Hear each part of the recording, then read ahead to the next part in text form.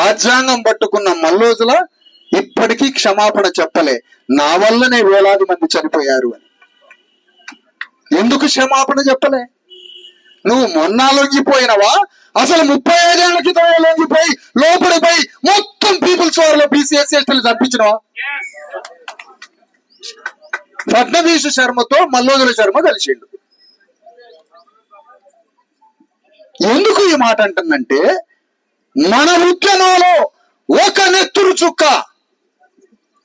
నెత్తురు చుక్క పడకుండా తెలంగాణలో బీసీలకి 42% చట్టాన్ని సాధించాలి.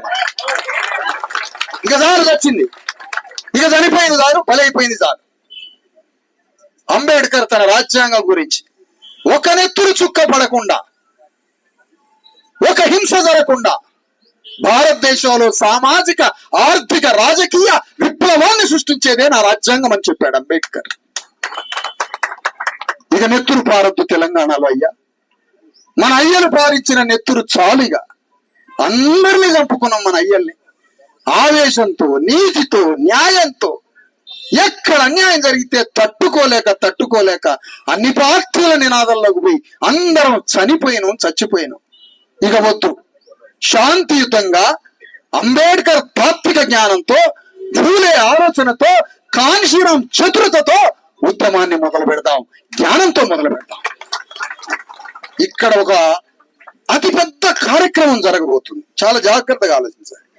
తెలంగాణ గడ్డ మీద ఉన్న 2.5 కోట్ల మంది బీసీల యొక్క ఉద్వేగాన్ని, ఎమోషన్స్ ని, వాళ్ళలో ఉన్న అత్యంత కసి ఏదైతే ఉందో 9th షెడ్యూల్ మీద వాళ్ళకి శాశ్వత చట్టం కావాలి అనే 2.5 కోట్ల మంది బీసీల ఉద్వేగాన్ని బీజేపీ పార్టీ మీదికి ఎగదోస్తే ఎట్లుంటది అని రేవంత్ రెడ్డి ఆలోచిస్తున్నాడు. ఎంత భయంకరమైన వ్యూహం, ఎంత భయంకరమైన వ్యూహం!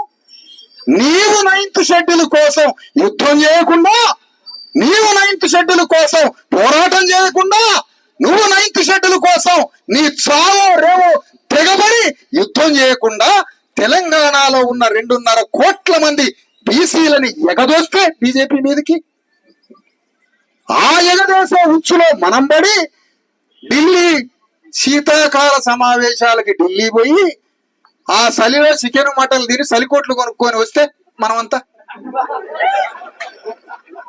ఇది కాదు పద్ధతి. కార్యక్రమం ఇది కాదు. ప్రధానమంత్రి మోడీ మీద యుద్ధం చేయమని, ప్రధానమంత్రి మోడీ మీద రేవంత్ రెడ్డి యుద్ధం చేయాలని, రేవంత్ రెడ్డి మీద మనం యుద్ధం చేయాలి. ఇది కార్యక్రమం, ఇది వ్యూహం, ఇది ప్రణాళిక, ఇది వ్యవహారం. మనోళ్ళిగా చలికాలం రాగానే ఢిల్లీ పోవటం, పార్లమెంట్ ముందు జంతర్ మంతర్ ముందు 2 రోజులు, ఆ ఎంపీలో ఈ ఎంపీలో హోటళ్లలో బిర్యానీలు పెట్టేయటం, ఛార్జీలు ఇవ్వటం, ఫ్లైట్ టికెట్లు కొనియటం. శక్తి ఉన్నోడు ఫ్లైట్ పోతాడు, లేకపోతే ట్రైన్కి పోతాడు, లేకపోతే ఆ తెలంగాణ ఎక్స్ప్రెస్ లో బాత్రూంలో కాడ కూర్చుంటాడు పిచ్చి పెట్టినోడు మనోడు. అది కాదు. దీనికి శత్రువు ఎవరు? ఎనిమిని డిక్లేర్ చేయకపోవడమే బానిసత్వం. బానిసత్వానికి స్వధర్మం తెలియదు, బానిసకి కళ్ళు కనపడవు, బానిసకి మనోనేత్రం తెలియదు. కాబట్టి మన బానిసలంతా శత్రువుని గుర్తుపట్టట్లే, శత్రువు ఎవరో చూడట్లే. ఒక పద్మశాలి బిడ్డ 2000 సంవత్సరాల నుంచి బట్ట నేసి భూమి లేదు, తిండి లేదు, బట్ట నేసి అగ్రకులాలకి ఒప్పజెప్పే ఒక పద్మశాలీలకి ఇండస్ట్రియలైజేషన్ వచ్చిన తర్వాత బట్ట పోయినాక ఆ పద్మశాలి బిడ్డ వృత్తి చేసుకునే వృత్తి సర్వనాశనం అయిపోయి కాలిపోయింది. పద్మశాలికి భూమి లేదు, పద్మశాలికి ఆస్తి లేదు, వృత్తి చక్రం కాలిపోయింది. చదువుకోవడానికి ఆ పద్మశాలి బిడ్డ, ఉద్యోగం చేయడానికి ఆ పద్మశాలి బిడ్డ, సర్పంచ్ కావడానికి ఆ పద్మశాలి బిడ్డ కట 2000 సంవత్సరాలు పద్మశాలీల రక్తమాంసాలు తాగిన అగ్రకులాలు ఆ పద్మశాలి బిడ్డకి చదువుకునే హక్కు కూడా ఇయ్యరట.